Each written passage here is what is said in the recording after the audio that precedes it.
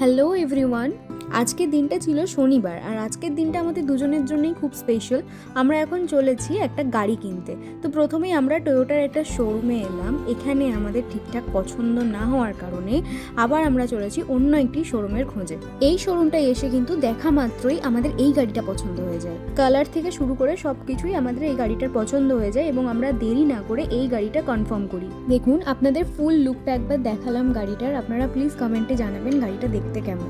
গাড়িটা দেখার পর অর্ণব একবার টেস্ট ড্রাইভিং এর জন্য গাড়িটা নিয়ে বেরিয়ে পড়ে। তো ড্রাইভ করার পর ওর খুব ভালো ফিল হয় এবং একদম কনফার্ম করে নিই আমরা যে এই গাড়িটাই নেব। এরপর অফিসিয়াল কাজকর্ম শুরু হয়। এরপর এখানে পেপার ওয়ার্ক শুরু হয় এবং সমস্ত কাগজপত্র দেখে এখানে অর্ণব কাগজপত্রে সাইন করে। ফাইনালি শোরুমে সারা দিন কাটানোর পর সমস্ত কিছু করার পর ফাইনালি গাড়িটা এখন আমাদের। এরপর শোরুম থেকে নতুন গাড়িটা ড্রাইভ করে আমরা বাড়ি ফিরে আসি। আজকের মতো এতটুকুই, দেখা হবে আবার পরের একটি মিনি ব্লগে। বাই।